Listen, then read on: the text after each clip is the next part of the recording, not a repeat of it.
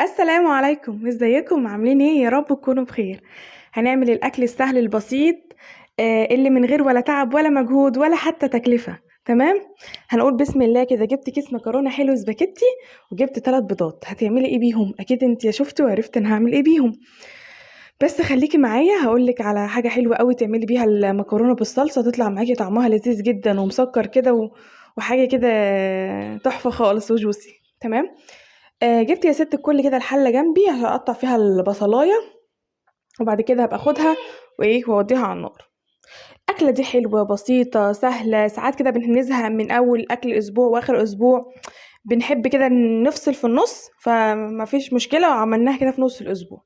وكمان احنا في اخر الشهر يعني الدنيا بتشطب، فمفيش داعي انك انت يعني ايه تعملي اكل مكلف او كده. والاكلات دي بتبقى كويسه جدا. وكمان يعني ايه، ظروف الدنيا وظروف الغلا اللي احنا فيه، الاكل ده بقى كويس تعمليه، يعني ايه تغيري بيه، فاهماني؟ تغيري بيه كده ايه انواع. سخنت ميه في الكتل ونزلت بيها على طول في الحله، وحطيت المكرونه. انا ما بكسرش المكرونه، بنحبها طويله كده، ولما تتسلق عادي برضو بتبقى كويسه جدا وتبقى احلى الصراحه، ما بتتكسر. انا بحبها طويله. حطيت بقى نقطه الزيت ونقطه وحبه الملح. بصي، هي بحطها عادي بتبقى خارجه عن الحله، اول ما اللي تحت بيتبالوا شويه يعني، بيدخلوا في السلق شويه، بنزلها عادي كده بالمقصوصه او بالمعلقه. بصي يا ستي، هتعملي مكرونه بالصلصه، حطي مع البصله فصين توم. تمام، دي اول حاجه. فصين التوم بجد بيغيروا طعم الصلصه خالص وبيودوها في حته تانية. في ناس بتعملها ببصل بس، وفي ناس ممكن تعملها بتوم بس. الاتنين لازم يتحطوا مع بعض. لو ما اجتمعوش مع بعض تلاقي الاكله مش كامله كده، طعمها في حاجه ناقصه. طبعا دي الصلصه الحلوه اللي انا كنت مخزناها معاكم.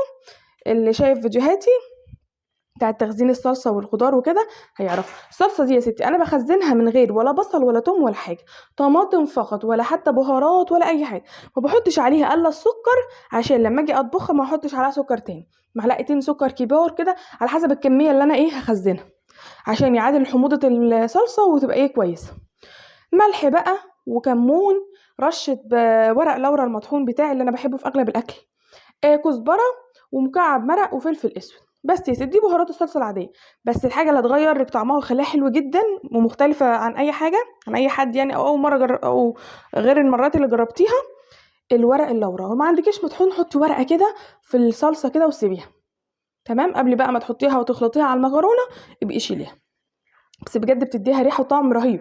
طبعا عايزه الصلصه سبايسي، ابقي اضربي فلفل حراق كده، او قطعيه في قلب الصلصه براحتك انت لو بتحبيه صحيح يعني.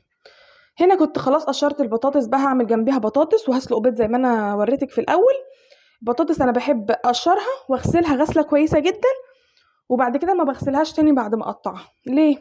علشان النشا اللي في البطاطس لا ما اغسلهوش، ولما اجي احمرها تطرى وما تبقاش مقرمشه. هنا بوريك خلاص المكرونه طلعتها. لما اغسليها كويس جدا بعد ما تقشريها وخلاص على كده.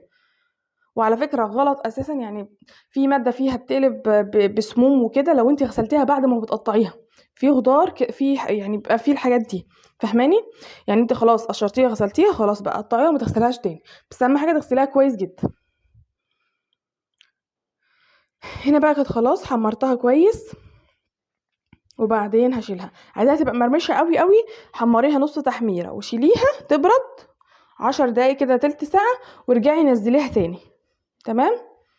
بس هي عشان هي اصلا بطاطس تحمير فهي كانت كويسه جدا ومش محتاجه تاني. لو بطاطس سليقه عندك وعايزاها تبقى مقرمشه ومش طريه ومش شاربه زيت، اعملي الحركه دي. نزليها نص سلقه نص تحميره وشيليها وحطيها تاني.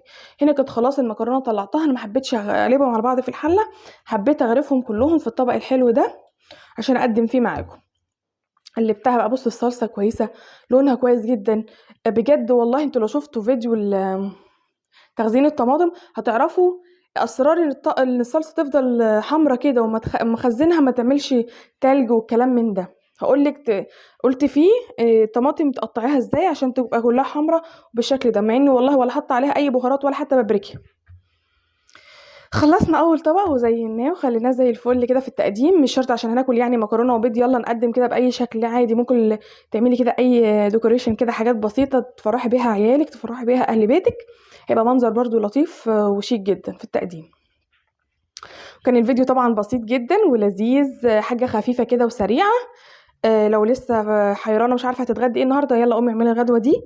مش تاخد منك 10 دقايق في المطبخ. ويا رب يكون الفيديو عجبكم وخفيف عليكم.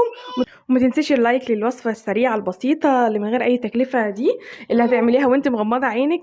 او لو اول مره تشوفيني اشتركي في القناه عشان يوصلك كل جديد وبسيط من وصفاتي الخفيفه البسيطه. والسلام عليكم ورحمه الله وبركاته.